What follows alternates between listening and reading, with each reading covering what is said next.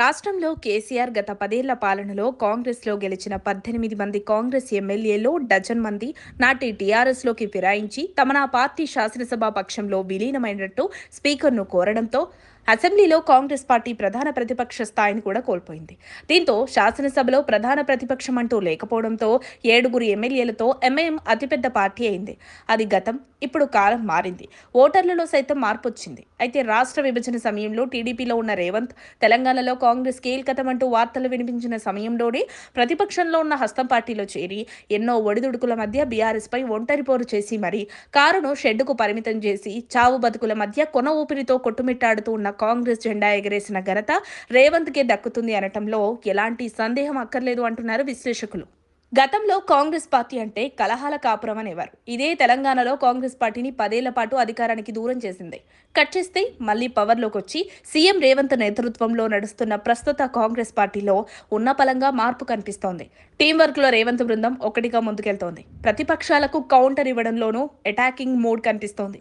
ఈ క్రమంలో తెలంగాణ కాంగ్రెస్ లో మరోసారి పదవుల పండుగ మొదలైంది. వరుసగా ఒక్కొక్కటిగా పార్టీ పదవులను భర్తీ చేస్తూ వస్తోంది ఏఐసీసీ. ఈ మధ్యకాలంలో వైస్ ప్రెసిడెంట్లు, political affairs committee, political advisory committee, general సెక్రటరీలు, లేటెస్ట్ గా డీసీసీ ప్రెసిడెంట్లను నియమించారు. ఇక ఫైనల్ గా మిగిలింది ఒక్క వర్కింగ్ ప్రెసిడెంట్ పోస్టు మాత్రమే. ఈ కీలకమైన పదవుల కోసం కాంగ్రెస్ పార్టీలో తీవ్ర పోటీ నెలకొంది. కీలకమైన నేతల మధ్య ఏకాభిప్రాయం రాకపోవడంతో ఇన్నాళ్లు హోల్డ్లో పెట్టారు. అయితే గాంధీ భవన్ లో జరిగిన పార్టీ ఎగ్జిక్యూటివ్ మీటింగ్ లో పీసీసీ చీఫ్ మహేష్ కుమార్ గౌడ్ త్వరలో వర్కింగ్ ప్రెసిడెంట్ పోస్టులను కూడా భర్తీ చేస్తామని చెప్పారు. దీంతో వర్కింగ్ ప్రెసిడెంట్ పోస్ట్ కోసం నేతలు మరోసారి లాబియింగ్ స్టార్ట్ చేశారట. కాంగ్రెస్ పార్టీలో పీసీసీ తర్వాత వర్కింగ్ ప్రెసిడెంట్ పోస్ట్ అత్యంత కీలకమైంది. ఈ పోస్టులో గతంలో పనిచేసిన వారందరూ ఇప్పుడు కీలకమైన పోస్టులో ఉన్నారు. ప్రస్తుతం సీఎంగా ఉన్న రేవంత్ కూడా కాంగ్రెస్ లోకి రాగానే వర్కింగ్ ప్రెసిడెంట్ గా పనిచేశారు. ఈసారి వర్కింగ్ ప్రెసిడెంట్లను సామాజిక వర్గాల వారీగా కీలకమైన వ్యక్తులకు ఛాన్స్ ఇవ్వాలని పార్టీ ఆలోచన చేస్తోంది.